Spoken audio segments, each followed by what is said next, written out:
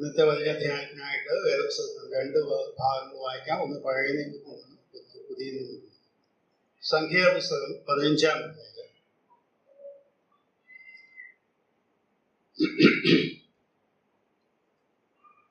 അതിന്റെ 37 മുതൽ 41 വരെയുള്ള വാക്യങ്ങൾ.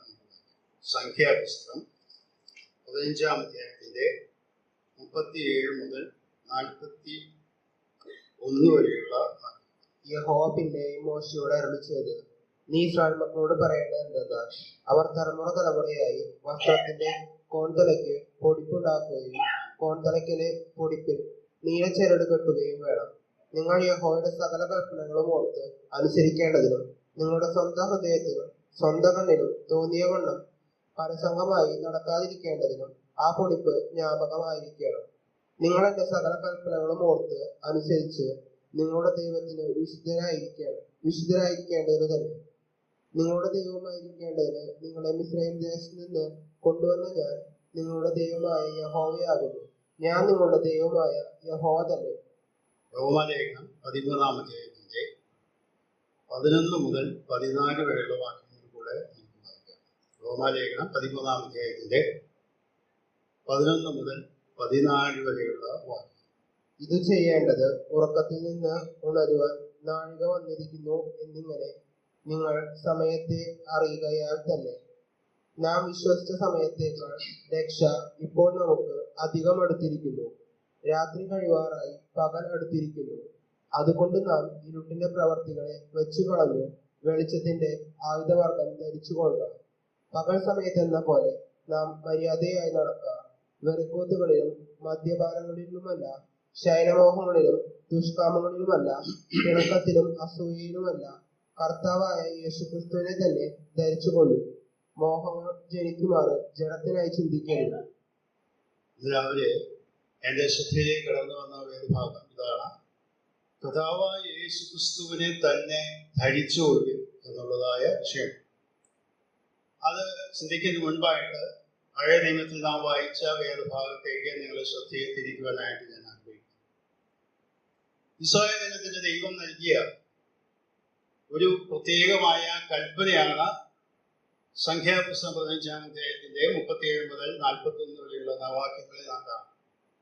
അവിടെ നാം കാണുന്നത് തലമുറ തലമുറയായി പാലിക്കപ്പെടേണ്ടതായ ഒരു കൽപ്പന. ദീർഘവർഷങ്ങൾ കഴിഞ്ഞിട്ടും ആ കൽപ്പന അവർ പാലിച്ചുകൊണ്ടിരുന്നു എന്നുള്ളതാണ് നമ്മൾ വേദപുസ്തക ചരിത്രം വായിക്കുമ്പോൾ മനസ്സിലാക്കാനായിട്ട് കഴിയും. അത് ഇങ്ങനെയാണ് നാം വായിക്കുന്നത്. അതിന്റെ 38-ാം വാക്യത്തില് അവർ വസ്ത്രത്തിന്റെ കോൺതലയ്ക്ക് പൊടിപ്പുണ്ടാകും, അല്ലെങ്കിൽ വിളുമ്പിൽ ഒരു കെട്ടുണ്ടാക്കിയിട്ട് അവിടെ നീലച്ചരട് കെട്ടണം. ഇത് ഇസ്രായേൽ ജനത്തിന് നൽകിയ ഒരു പ്രത്യേകമാണ്. അതൊരു ആചാരമായിട്ട് ചെയ്യാനായിട്ടല്ല ദൈവം ഉദ്ദേശിച്ചത്. അതിന്റെ തൊട്ട് താഴെയുള്ള വാക്യം നാം വായിക്കുമ്പോൾ, നിങ്ങൾ യഹോവയുടെ സകല കൽപ്പനകളും ഓർത്ത് അനുസരിക്കേണ്ടതിനും നിങ്ങളുടെ സ്വന്തം ഹൃദയത്തിനും സ്വന്തം കണ്ണിനും തോന്നിയ വണ്ണം പരസംഗമായി നടക്കാതിരിക്കേണ്ടതിനും ആ പൊടിപ്പ് ജ്ഞാപകം ആയിരിക്കണം, അല്ലെങ്കിൽ അടയാളമായിരിക്കണം. എന്ന് പറഞ്ഞാൽ യഹൂദന്മാരുടെ വസ്ത്രധാരണത്തില് ആ വസ്ത്രത്തിന്റെ ആ തൊങ്ങലിൽ നീലച്ചരട് അവർ കെട്ടിയിരിക്കണം. ദൈവത്തിന്റെ ഉദ്ദേശം അവിടെ വളരെ വ്യക്തമായിട്ട് പറയുന്നുണ്ട്.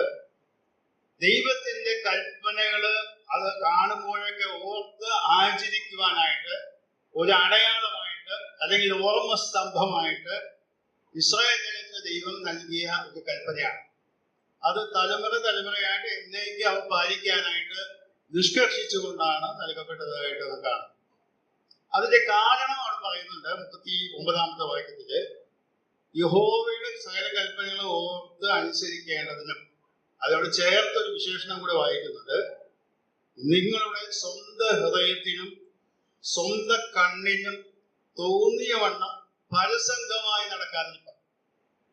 ആ വാക്ക് ഞാൻ വായിച്ചപ്പോഴേ പഴയ നിയമ പ്രവചന പുസ്തകങ്ങളൊക്കെ നാം വായിക്കുമ്പോൾ, പ്രത്യേകിച്ച് യെഹെസ്കേലിന്റെ പ്രവചനമൊക്കെ വായിക്കുമ്പോൾ, ഇസ്രായേൽ ജനത്തെ കുറിച്ച് ദൈവത്തോട് അവിശ്വസ്തരായി തീർന്നു എന്നതിന് പകരമായിട്ട് അവർ ദുർനടപ്പുകാരാണ്, അവർ വ്യഭിചാരികളാണ്, പരിസംഗം ചെയ്യുന്നവരാണ് എന്നുള്ള രീതിയിലുള്ള ഒരു ഭാഷാ ശൈലിയാണ് അവിടെ ഉപയോഗിച്ചത്.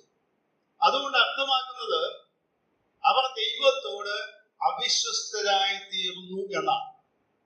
അപ്പോൾ ഈ വാക്യം നാം മനസ്സിലാക്കേണ്ടത് ദൈവിക കൽപ്പനകളോട് അവിശ്വസ്തരായി തീർന്ന് അവർ മുൻപോട്ട് പോകാതിരിക്കത്തക്കവണ്ണം അവരെ എപ്പോഴും ഓർമ്മപ്പെടുത്തുന്നതായ ഒരു കാര്യമാണ് അവരുടെ വസ്ത്രത്തിന്റെ തൊങ്ങലിൽ കാണുന്ന നീലച്ചരട് അവരെ ഓർമ്മിപ്പിച്ചു കൊണ്ടിരിക്കണം. നിങ്ങൾ ദൈവത്തിന്റെ ജനമാണ്, ദൈവത്തിന്റെ കൽപ്പനകൾ നിങ്ങൾക്കുണ്ട്, അത് എപ്പോഴും നിങ്ങൾ പാലിക്കണം എന്നുള്ളതായ രീതിയിലുള്ളതായ ഒരു ഓർമ്മിപ്പിക്കുന്ന അടയാളമായിട്ടാണ് ആ നീലച്ചരട് അവർക്ക് നൽകിയത്. അതിന് കാരണം അവിടെ പറയുന്നുണ്ട്, നിങ്ങൾ ദൈവമായ മാധ്യമമാക്കി നിങ്ങൾ എന്റെ സകല കൽപ്പനകളെ ഓർത്ത് അനുസരിച്ച് നിങ്ങളുടെ ദൈവത്തിന് വിശുദ്ധരായിരിക്കേണ്ടത്. ഇവിടെ വിശുദ്ധരായിരിക്കുക എന്ന വാക്ക് ഉപയോഗിച്ചിട്ടുണ്ട്. ഇംഗ്ലീഷ് ഞാൻ ഒരു തർജ്ജമയിൽ വായിച്ചപ്പോൾ കോൺസെൻട്രേറ്റഡ് എന്ന വാക്ക്, എന്നാൽ അതിനേക്കാൾ മനോഹരമായ ഒരു വാക്കായിട്ട് ഞാൻ മറ്റൊരു തർജ്ജമയിൽ കണ്ടത് you will belong completely to me എന്ന് പറഞ്ഞാൽ നിങ്ങൾ പൂർണ്ണമായും എനിക്ക് സ്വന്തമായിരിക്കേണ്ടതിന് എന്നാണ് ആ വാക്കിന്റെ. അപ്പോൾ വിശുദ്ധരായിരിക്കുക എന്ന വാക്കുകൊണ്ട്, അല്ലെങ്കിൽ വേർപെട്ടവരായിരിക്കുക എന്ന വാക്കുകൊണ്ട് ദൈവം ഉദ്ദേശിക്കുന്നത് ദൈവത്തിന് പൂർണ്ണമായും സ്വന്തമായി ഇരിക്കുന്ന ഒരവസ്ഥ. അതുകൊണ്ടാണ് ഈ ദുർനടപ്പ്, വ്യഭിചാരം അല്ലെങ്കിൽ പരിസംഗം എന്നൊക്കെ വാക്ക് വളരെ ഗൗരവത്തോടെ മനുഷ്യ മനസ്സിൽ കയറാൻ വേണ്ടി ആ വാക്ക് അവിടെ ഉപയോഗിച്ചിരിക്കുന്നതായിട്ട് കാണാൻ സാധിക്കും. ഈ പഴയ നിയമ പ്രവചനങ്ങളെ ഞാൻ വായിക്കുമ്പോഴേ യാക്കോബിന്റെ ലേഖനത്തിൽ വാക്യം എന്റെ ശ്രദ്ധയിൽ കടന്നു. യാക്കോബിന്റെ ലേഖനം 4-ാം അധ്യായം, അതിന്റെ 4-ാം വാക്യമാണ് ഞാൻ വായിക്കുന്നത്. യാക്കോബിന്റെ ലേഖനം 4-ാം അധ്യായം 4-ാം വാക്യം. വ്യഭിചാരിണികളായുള്ളവരെ, ലോകസ്നേഹം ദൈവത്തോട് ശത്രുത്വമാകുന്നു എന്ന് നിങ്ങൾ അറിയുന്നില്ലയോ? അതെ, ആ വാക്ക് മാത്രം. ഇവിടെ യാക്കോബ് മാത്രമാണ് പഴയ നിയമത്തിന്റെ ആ ഭാഷാ ശൈലി എടുത്തുകൊണ്ട് ഒരു പ്രയോഗം ഉപയോഗിക്കുന്നതായിട്ട്. യാക്കോബ് നമുക്കറിയാം യഹൂദ പക്ഷപാതിയാണ്, കർത്താവിന്റെ സഹോദരനാണ് എന്നാണ് മനസ്സിലാക്കപ്പെടുന്നത്. എങ്കിൽ കൂടെ പഴയ നിയമ കാര്യങ്ങളോട് കൂടുതൽ പ്രതിപത്തിയുള്ളവരും അപ്പോസ്തലപ്രവൃത്തി 15-ാം അധ്യായമൊക്കെ വായിക്കുമ്പോൾ ആ കാര്യങ്ങൾ നമുക്ക് മനസ്സിലാക്കാനായിട്ട് കഴിയും. അതുകൊണ്ട് പ്രവാചകന്മാർ ഉപയോഗിച്ച ഭാഷാ ശൈലി തന്നെ ഉപയോഗിച്ചുകൊണ്ട് ഇവിടെ പറയുന്നത് വ്യഭിചാരികളായുള്ളവരെ എന്നാണ്. ദൈവമക്കളെ ദൈവിക വഴികളിൽ നിന്ന് വ്യതിചലിക്കുന്നവരെ അഭിസംബോധന ചെയ്തുകൊണ്ട് യാക്കോബ് ഉപയോഗിക്കുന്നു. അവിടെ പറയുന്നത് ലോകസ്നേഹം ദൈവത്തോട് ശത്രുത്വമാക്കും. ഞാൻ മറ്റു ചില തർജ്ജമകൾ വായിച്ചപ്പോഴേ അവിടെ ഉപയോഗിച്ചിരിക്കുന്നത് ദൈവത്തോട് വിശ്വസ്തത പുലർത്താത്തവരെ. അപ്പോൾ ആ വാക്കിന്റെ അർത്ഥം വിശദീകരിക്കാൻ വേണ്ടിയാണ് ഞാനിത് പറയുന്നത്. ദൈവത്തോട് വിശ്വസ്തത പുലർത്താതെ ജീവിക്കുവാൻ വേണ്ടി എപ്പോഴും അവരെ ഓർമ്മിപ്പിക്കുവാൻ വേണ്ടി പഴയ നിയമകാലത്ത് ദൈവം ഇസ്രായേലിന് നൽകിയ ഒരു കൽപ്പനയാണ് നിങ്ങളുടെ വസ്ത്രത്തിന്റെ വിളിമ്പിൽ ഒരു നീലച്ചരട് കേട്ടോ. അത് കാണുമ്പോഴൊക്കെ നിങ്ങൾ ഓർക്കണം, ഈ കാര്യം ഇസ്രായേലിന്റെ മനസ്സിൽ എപ്പോഴും പതിയുന്ന കാര്യമാണ്. 103-ാം സങ്കീർത്തനത്തിന്റെ 103-ാം സങ്കീർത്തനത്തിൽ വാക്കി ഞാൻ നിങ്ങളുടെ ശ്രദ്ധയിലേക്ക് കൊണ്ടുപോയിട്ട് 103-ാം സങ്കീർത്തനത്തിലെ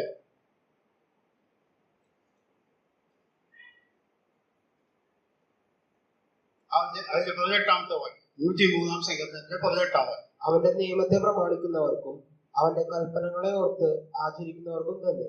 ഇവിടെ ദാവീദ് ഓർമ്മിപ്പിക്കുകയാണ്, അവന്റെ നിയമത്തെ പ്രമാണിക്കുന്നവർക്കും അവന്റെ കൽപ്പനകളെ ഓർത്ത് ആചരിക്കുന്നു. ഈ കൽപ്പനകളെ ഓർത്ത് ആചരിക്കുന്നവർ എന്നുള്ള പ്രയോഗം ദാവീദ് ഇവിടെ കൊണ്ടുവരുന്നത് ഈ സംഖ്യാപുസ്തകത്തിൽ പറയുന്നതായ ഈ പ്രത്യേക കൽപ്പനയാണ്. അവരെ ഓർത്ത് ആചരിക്കാൻ വേണ്ടിയാണ് നിത്യമായ ഒരു കൽപ്പനയായിട്ട് തലമുറയായിട്ട് ദൈവം ഇസ്രായേൽ ജനത്തിന് ഇങ്ങനെ ഒരു കൽപ്പന നൽകി. ഞങ്ങളെ കോൺതലയ്ക്കൽ, വസ്ത്രത്തിന്റെ കോൺതലയ്ക്കൽ ഒരു നീലച്ചരട് കിട്ടുമ്പോൾ, നീലച്ചരട് വ്യാഖ്യാതാക്കൾ പറയുന്നത് ദൈവികമായ ആകാശത്തെ കാണിക്കുന്നതാണ്, ഇത് ദൈവത്തിന്റെ കൽപ്പനകളെ ഓർമ്മിപ്പിക്കുന്നതാണ് എന്നൊക്കെയാണ്. എന്തുകൊണ്ടേ അവിടെ വളരെ വ്യക്തമായിട്ട് പറഞ്ഞിട്ടുണ്ട്, നിങ്ങളുടെ സ്വന്തം കണ്ണിനും നിങ്ങളുടെ ഹൃദയത്തിൽ തോന്നിയ വണ്ണം നടക്കാതിരിക്കാൻ, അഥവാ നിങ്ങളുടെ മനോബോധം അനുസരിച്ച് ദൈവ കൽപ്പനകളെ വിട്ടുകളഞ്ഞു പോയാൽ ഉണ്ടാകുന്ന ആ കാര്യം ഓർമ്മിപ്പിക്കാൻ വേണ്ടി അന്നത്തെ ഇസ്രായേൽ ജനത്തിന് ദൈവം നൽകിയ ഒരു കൽപ്പനയാണ്.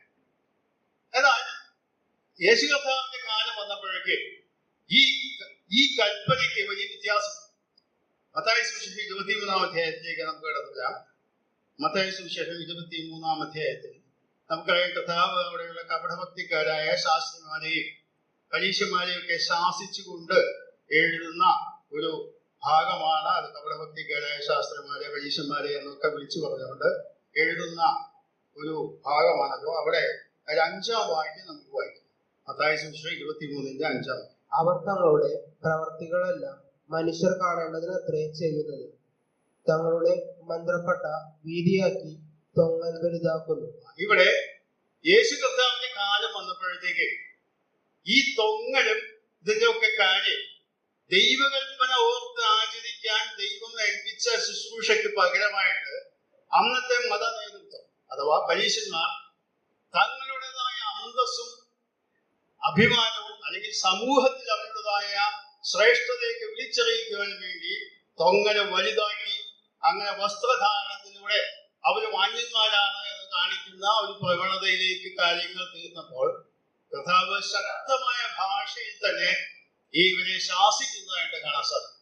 അഥവാ ദൈവം ഏതൊരു ഉദ്ദേശത്തോടു കൂടെ ഒരു ഓർമ്മ സ്തംഭം അവരുടെ മുമ്പിൽ കൊണ്ടുവന്നുവോ അത് അവരുടേതായ മഹത്വത്തിനും അവരുടേതായ ഇഷ്ടത്തിനും വ്യാഖ്യാനിച്ചുകൊണ്ട് അവരുടെ മഹത്വം വെളിപ്പെടുത്താൻ മാത്രമായിട്ട് ഉപകരിക്കുന്ന അധപ്പതിച്ചതായ ഒരു അവസ്ഥയിലേക്ക് ആയിത്തീർന്നത് കൊണ്ടാണ് കർത്താവ് അവിടെ പറയുന്നത്, നിങ്ങള് വെറുതെ കപടഭക്തിക്കാരായി ജീവിച്ചുകൊണ്ട് യാതൊരു കാര്യമില്ല, നിങ്ങൾക്ക് അയ്യോ കഷ്ടമെന്ന് പറഞ്ഞുകൊണ്ട് ആ അധ്യായത്തിന് പല ഭാഗത്തും അത് പറയുന്നതായിട്ട് കാണാൻ സാധിക്കും. എന്നിട്ട് അവർ പറയുന്നു, 5-ാം വാക്യത്തിൽ വായിക്കുന്ന, അവർ തങ്ങളുടെ പ്രവൃത്തികളെല്ലാം മനുഷ്യർ കാണേണ്ടതിനാണ്.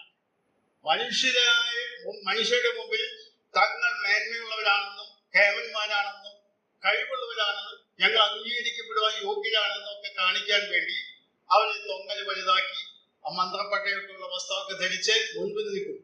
എന്നാൽ ദൈവം ഈ തൊങ്ങലിൽ ഒരു നീലച്ചരട് കിട്ടാനായിട്ട് അവരെ കൽപ്പന കൊടുത്തത് ദൈവീയ കൽപ്പനകൾ ആചരിക്കാനാണ്. എന്നാൽ അതിൽ നിന്ന് വിഭിന്നമായ ഒരു ലക്ഷ്യത്തിലേക്ക് അവർ കടന്നു.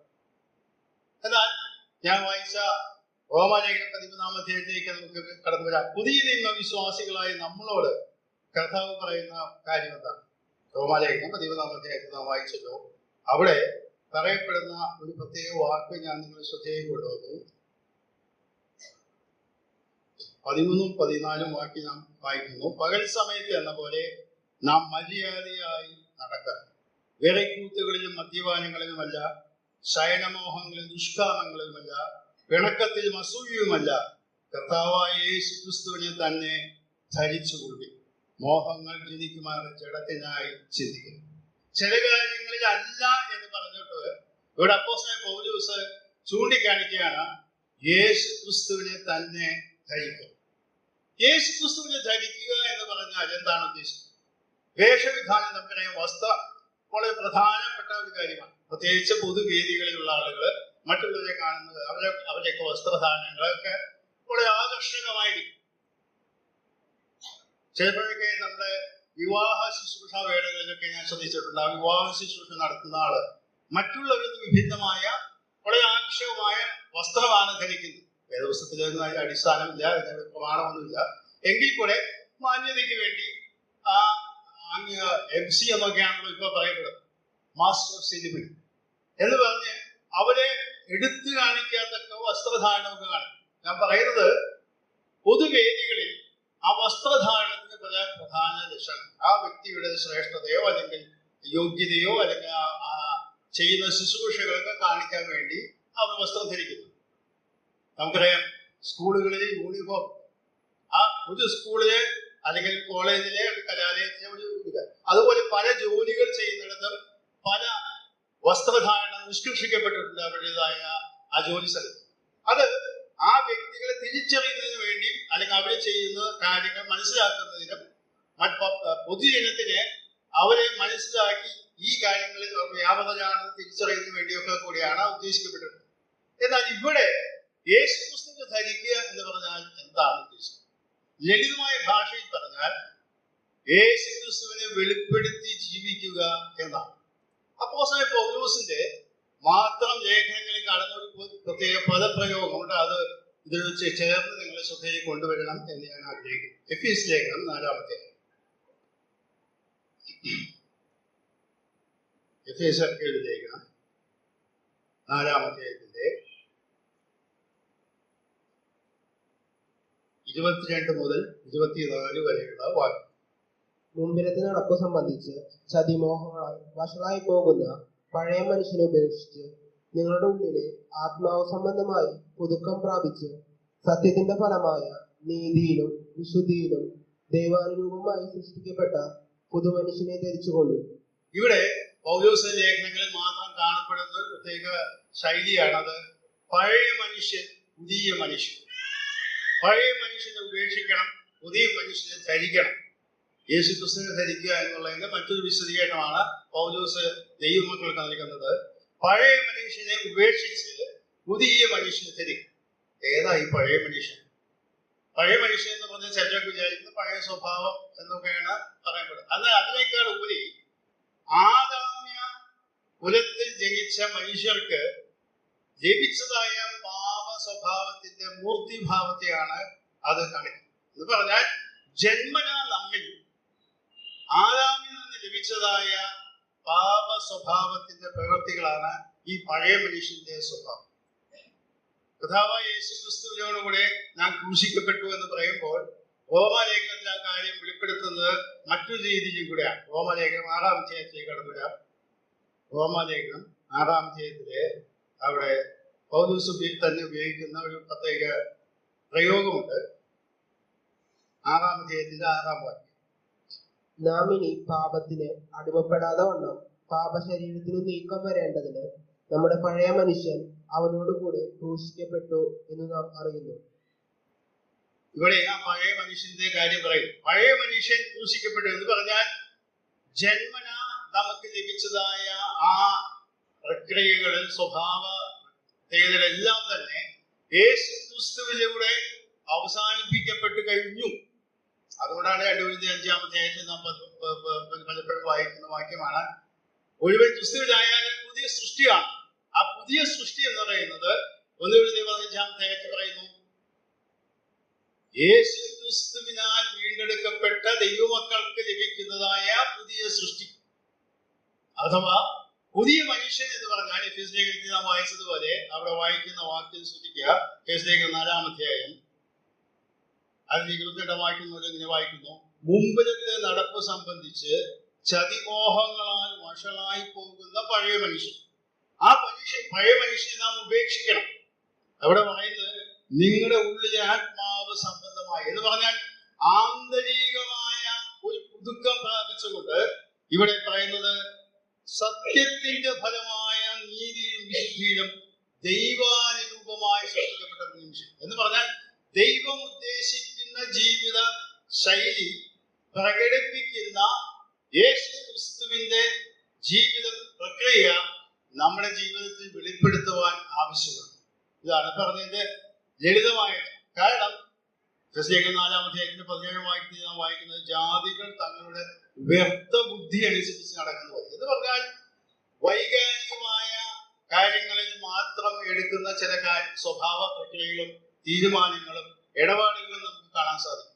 അവർക്കൊരു ബാഹ്യമായ വൈകാരികമായ കാര്യങ്ങളുടെ അടിസ്ഥാനത്തിലാണ് അവർ കാര്യങ്ങൾ മുമ്പോട്ട് പോകുന്നത്. അവരെയൊക്കെ ഇവിടെ ജാതികൾ എന്ന് പറഞ്ഞാൽ യഹൂദന്മാരല്ലാത്തവരെയാണ് സാധാരണ ജാതികൾ എന്ന് പറയുന്നതിൽ തന്നെ എഫേസ്യ ലേഖനത്തിൽ ഇവിടെ പറയുന്ന ജാതികൾ എന്ന് പറയുന്ന അവിശ്വാസികളായ വലിയ കൂട്ടം ആളുകളെ മൊത്തത്തിൽ ഉദ്ദേശിച്ചുകൊണ്ടാണ് ഇവിടെ പറയുന്നത്. അവരെ വ്യർത്ഥ ബുദ്ധി എന്ന് പറഞ്ഞാൽ ചിന്തിക്കാത്ത, ബുദ്ധി ഉപയോഗിക്കാത്ത പല കാര്യം. ഇന്ന് ക്രിസ്തീയ മണ്ഡലത്തിൽ തന്നെ ഈ വൈകാരികമായ മേഖലയെ മുതലെടുത്തുകൊണ്ട് പല കാര്യങ്ങൾ ചെയ്യുന്നതായിട്ട് നമുക്കറിയാം. യൂട്യൂബിലും സോഷ്യൽ മീഡിയയിലും ഒക്കെ നോക്കിയാൽ നമുക്ക് കാണാൻ സാധിക്കും. ചില വിഭാഗങ്ങളായിട്ടുള്ള ആളുകൾ ആത്മാവിന്റെ പ്രകടനമാണെന്ന് പറഞ്ഞ് ആവേശം കൊണ്ട് ഉള്ളിച്ചാടുകയും മറിഞ്ഞു വീഴുകയും എന്തൊക്കെ പല പല പ്രക്രിയയും കാണിച്ചുകൊണ്ട് അത് ദൈവാത്മാവിന്റെ പ്രവർത്തനമാണെന്ന് ചിത്രീകരിച്ചുകൊണ്ട് ജനങ്ങളെ വഞ്ചിച്ച് മുതലെടുക്കുന്നതായിട്ടൊക്കെ നാം കാണുന്നു. എന്നാൽ ഇവിടെ പറയുന്നത് ആ വ്യർത്ഥ ബുദ്ധി അനുസരിച്ചല്ല നാം നടക്കേണ്ടത്. ഇവിടെ പറയുന്നത് നിങ്ങളുടെ ഉള്ളിലെ ആത്മാവ് സംബന്ധിച്ച് പുതുക്കം പ്രാപിക്കും.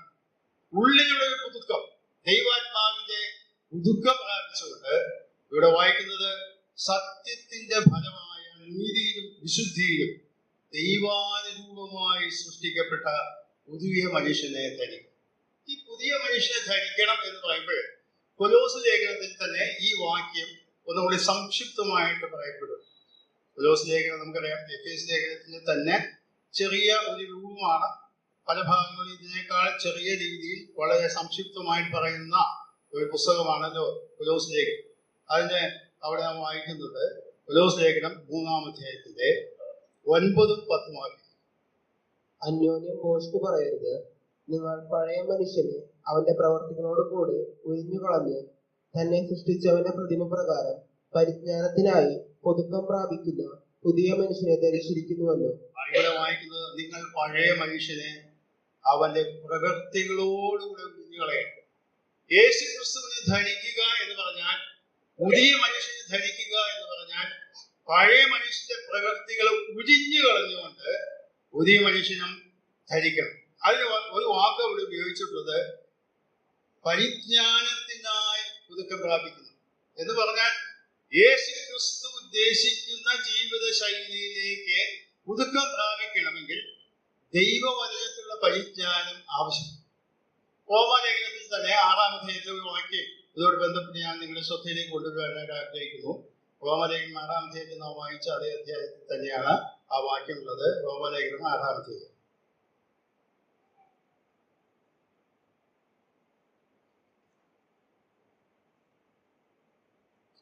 അതിന്റെ 17-18 വാക്യങ്ങളാണ് വായിക്കുന്നത്.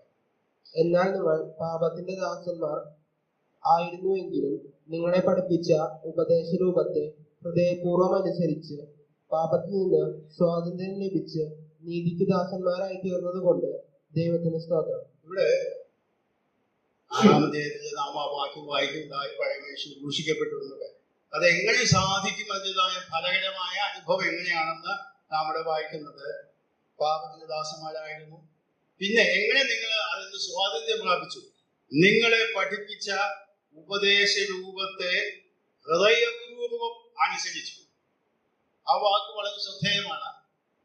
ഹൃദയപൂർവം അല്ലെങ്കിൽ മനഃപൂർവം ദൈവത്തിന്റെ ഉപദേശങ്ങളെ പഠിച്ച് അനുസരിക്കുവാൻ തയ്യാറാകുമ്പോൾ മാത്രമേ നമുക്ക് ഈ പുതിയ മനുഷ്യനെ വെളിപ്പെടുത്തി ജീവിക്കാനായിട്ട് കഴിയുകയുള്ളൂ. യേശു ക്രിസ്തുവിലൂടെ ലഭിക്കുന്നതായ രക്ഷാമാർഗം താത്വികമായിട്ട് പറഞ്ഞാൽ ക്രൂശീകരണത്തിന്റെ കൂടെ അത് സാധിപ്പിച്ചു കഴിഞ്ഞു. ദൈവത്തിന് മുമ്പാകെ നാം പഴയ മനുഷ്യൻ കഥാവിനോടുകൂടെ ക്രൂശിക്കപ്പെട്ടു കഴിഞ്ഞു. എന്നാൽ അനുഭവ പരിജ്ഞാനത്തിൽ നമുക്കത് സാധിക്കണമെങ്കിൽ ദൈവം നമ്മെ പഠിപ്പിക്കുന്ന ഉപദേശ രൂപങ്ങളെ അല്ലെങ്കിൽ ഉപദേശത്തെ ഹൃദയപൂർവ്വം അനുസരിക്കാനായിട്ട് നമുക്ക് കഴിയും. ഞാൻ പലപ്പോഴും ഓർക്കാറുണ്ട്, ഞായറാഴ്ച ദിവസങ്ങള് സഭാഹോട് നിറച്ചാണ് ആളുകൾ വരുന്നത്. എന്നാൽ ഇവിടെ നടക്കുന്ന വർഷങ്ങളായിട്ട് നടന്നുകൊണ്ടിരിക്കുന്ന ഒരു കാര്യമാണ് വ്യാഴാഴ്ച ദിവസങ്ങളിൽ വചനം പഠിപ്പിക്കും. പലരുമാണ് മാറി മാറി പഠിപ്പിക്കുന്നത്. എന്നാൽ വളരെ വളരെ കുറച്ച് ആളുകൾ മാത്രമാണ് ദൈവം പഠിക്കാനായിട്ട് കിടക്കുന്നത്. സ്വന്തമായി പഠിക്കാൻ കഴിവുള്ളവരുണ്ട്, ഇല്ലെന്നല്ല ഞാൻ പറയും. എന്നാൽ ആത്മീയ കൂട്ടായ്മ അനുഭവിക്കാനും ദൈവം പഠിക്കാനുള്ള അവസരങ്ങളെ മനഃപൂർവ്വം ഒഴിവുണ്ടായിട്ടും സൗകര്യങ്ങളുണ്ടായിട്ടും കടന്നു വരാൻ താല്പര്യമില്ലാത്ത ഒരു കൂട്ടം ആളുകൾ നമ്മുടെ മധ്യത്തിലുണ്ട്. ആരൊക്കെയാണെന്ന് നിങ്ങൾക്ക് തന്നെ അറിയാമല്ലോ. ആരൊക്കെയാണെന്ന് അവരവന് തന്നെ അറിയാം. കാരണം ദൈവവചനത്തിന്റെ ഉപദേശ രൂപത്തെ പഠിച്ച് അത് ഹൃദയപൂർവ്വം അല്ലെങ്കിൽ മനഃപൂർവ്വം പാലിക്കുവാൻ തയ്യാറില്ലാത്തവരാണ്. ഉപരിപ്ലവമായി ഞായറാഴ്ച ദിവസങ്ങൾ വരുന്നു, കർത്തവ്യം സംബന്ധിക്കുന്നു, അതിൽ പങ്കുകൊള്ളുന്നു, അതിനുള്ള സന്തോഷം അനുഭവിക്കുന്നു, കടന്നുപോകും. ശാരീരിക വൈകല്യങ്ങളുള്ളവരോ അല്ലെങ്കിൽ ജോലിയുടെ പ്രയാസങ്ങളുള്ളവരോ കടന്നു വരാൻ മറ്റ് പ്രയാസങ്ങളുള്ളവരെ അല്ല ഞാൻ ഉദ്ദേശിക്കുന്നു. ആരോഗ്യമുണ്ടായിട്ടും സൗകര്യങ്ങൾ ഉണ്ടായിട്ടും കടന്നു വരാൻ സാഹചര്യം ഉണ്ടായിട്ടും മനഃപൂർവ്വം വരാതിരിക്കുന്നു. ഇവിടെ പറയുന്നത് നിങ്ങളെ പഠിപ്പിച്ച ഉപദേശ രൂപത്തെ നിങ്ങൾ കേൾക്കുന്നു എന്ന് മാത്രമല്ല, അവിടെ മനഃപൂർവ്വം അനുസരിച്ച് പാപത്തിൽ നിന്ന് സ്വാതന്ത്ര്യം പ്രാപിക്കാറുണ്ട്. അപ്പൊ പുതിയ മനുഷ്യനെ വെളിപ്പെടുത്തി ജീവിക്കുക എന്ന് പറഞ്ഞത് നമ്മുടെ ഭാഗത്തു നിന്ന് അതിനെ മനഃപൂർവമായിട്ട് ദൈവം അനുസരിക്കുവാനും പഠിക്കുവാനുള്ളതായ അതിൻ്റെതായ മനസ്സുണ്ടായിരുന്നു. പലപ്പോഴും ഞാൻ ബൈബിൾ സ്കൂളിലും കോളേജിലൊന്നും പഠിച്ച ആളല്ല, അതുകൊണ്ട് അതിനെതിരായിട്ട് സംസാരിക്കുന്നതെന്നാണ് ചിത്രീകരിക്കുന്നത്. പലപ്പോഴും ദൈവവചനം പഠിക്കാനായിട്ട് തിയോളജിക്കൽ ഇൻസ്റ്റിറ്റ്യൂഷനിൽ പോകുന്ന നല്ലൊരു പങ്കാളുകൾ പലതും അറിയണം, പലതും മനസ്സിലാക്കണം എന്നുള്ള അറിവ് ആ താല്പര്യത്തോടു കൂടിയാണ് പോകുന്നത്. എന്നാൽ ആ കേൾക്കുന്ന വചനം അവരുടെ ജീവിതത്തെ പരിവർത്തനം ചെയ്യുവാൻ, ഒതുക്കം പ്രാപിക്കുന്ന കാഴ്ചപ്പാടുള്ളവരായി തീരുവാൻ പലപ്പോഴും കഴിയാതെ പോകുന്നുണ്ട്. പ്രസംഗിക്കാൻ കഴിവുണ്ടായിരിക്കാം, പഠിപ്പിക്കാൻ കഴിവുണ്ടായിരിക്കാം, ഒരു സാധാരണ കോളേജിലോ ഇവിടെയൊക്കെ പഠിപ്പിക്കുന്നത് പോലെ വിഷയങ്ങൾ പഠിപ്പിക്കാം.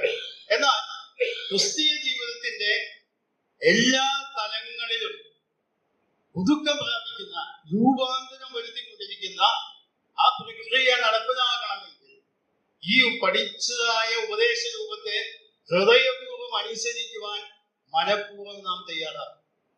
അത് തയ്യാറാകുന്ന കാലത്തോളം പുതിയ മനുഷ്യനെ പ്രകടിപ്പിച്ച് ജീവിക്കാൻ നമുക്ക് കഴിയുകയില്ല. അല്ലെങ്കിൽ വേറെ അർത്ഥത്തിൽ പറഞ്ഞാൽ യേശു ക്രിസ്തുവിനെ ധരിക്കുന്നവരായി മറ്റുള്ളവർ നമ്മെ കാണുമ്പോൾ യേശു ക്രിസ്തുവിന്റെ സാക്ഷികളാണെന്ന് നമ്മുടെ ജീവിതത്തിന്റെ തലങ്ങളിൽ വെളിപ്പെടുത്താൻ കഴിയാത്തവരായിട്ട്, നമ്മുടെ ഇടപാടുകളിൽ മനസ്സിലാക്കാൻ കഴിയാത്തവരായിട്ട് ഉള്ള അവസ്ഥയിലേക്ക് നാം ചിലപ്പോഴൊക്കെ ചിലരൊക്കെ ധരിക്കുന്നത് പരസ്യയോഗങ്ങളൊക്കെ ശുശ്രൂഷകൾ ചെയ്യുമ്പോൾ, പരസ്യയോഗങ്ങൾ വർഷങ്ങളോളം ഞങ്ങളും ചെറുപ്പമായിട്ടുള്ള പോയിട്ടുണ്ട്, അതിന്റെ കാര്യമല്ല ഞാൻ പറയുന്നത്, അതിൽ മാത്രം തൃപ്തിയിടും. ഈ ലോകത്ത് നാം ജീവിക്കുമ്പോൾ നമ്മുടെ ഇടപാടുകളെ, നമ്മുടെ പെരുമാറ്റങ്ങളെ ഒക്കെ വളരെ സൂക്ഷ്മമായി വീക്ഷിക്കുന്ന ഒരു സമൂഹം നമ്മുടെ ചുറ്റുമുണ്ട് എന്ന് നാം മനസ്സിലാക്കും.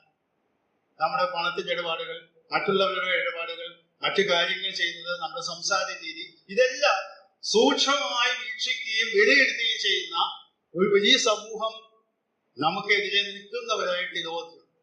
അവരുടെ മധ്യത്തിൽ ഞാൻ യേശു ക്രിസ്തുവിനെ ധരിക്കുന്നവരാണെന്നും ഞാൻ യേശു ക്രിസ്തുവിനുള്ളതാണെന്നും പ്രകടിപ്പിച്ച് ജീവിക്കണമെങ്കിൽ നമ്മുടെ ജീവിതത്തില് ഈ പുതിയ മനുഷ്യനെ ധരിച്ചിരിക്കുന്നു എന്നുള്ളതായ വെളിപ്പെടുത്തൽ നമുക്ക് ആവശ്യമാണ്.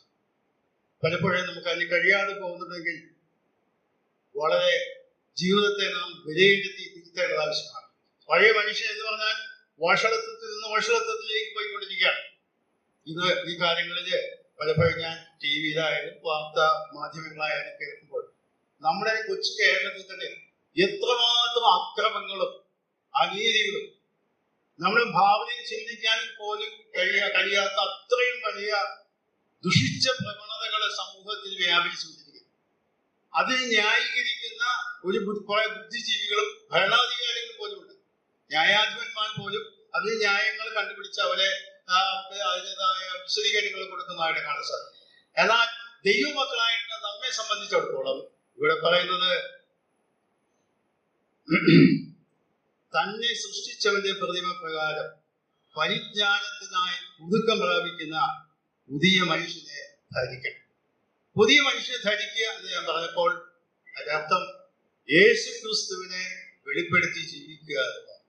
പഴയ മനുഷ്യനെ നാം ഉപേക്ഷിക്കണം. പറയുന്നത് ഉജിഞ്ഞു കളയണമെന്ന്. ഉജിഞ്ഞു കളയണമെന്ന് പറഞ്ഞതിനർത്ഥം നമുക്കറിയാം, വസ്ത്രം നാറുന്നത് അവിടെ ഉജിഞ്ഞു മാറ്റുകയാണ്. വസ്ത്രം മാറ്റി പുതിയ വസ്ത്രം ധരിക്കുന്നത് പോലെ പഴയ മനുഷ്യന്റെ സ്വഭാവങ്ങളെ ഉപേക്ഷിച്ച് ദൈവവചനത്താൽ അതിന് മനഃപൂർവമായിട്ട് അനുസരണത്തിന് നാം വിധേയപ്പെട്ട് പരിശുദ്ധാത്മാവ് നമ്മെ ബോധ്യപ്പെടുത്തി തരുമ്പോൾ ആ കാര്യങ്ങൾ തിരുത്തി ഒതുക്കം പ്രാപിച്ച മനസ്സുള്ളവരായിട്ട് ദൈവത്തെ വെളിപ്പെടുത്തുന്ന, യേശു ക്രിസ്തുവിനെ വെളിപ്പെടുത്തുന്ന ജീവിതം. പലപ്പോഴും നാം യേശു ക്രിസ്തുവിന്റെ മനുഷ്യാവതാരത്തെ കുറിച്ച് ചിന്തിക്കുമ്പോൾ പറയാറുണ്ട്, കർത്താവ് മനുഷ്യനായി തീർന്നത് മരിക്കാനുള്ള ശരീരമാണ്. അതൊരു കാര്യം തന്നെയാണ്. എന്നാൽ മരിക്കാനായിട്ട് 33 വർഷം ജീവിക്കേണ്ട ആവശ്യമില്ലല്ലോ. 3 വർഷം പരസ്യ പ്രവർത്തനങ്ങൾ നടത്തേണ്ട കാര്യമില്ലല്ലോ.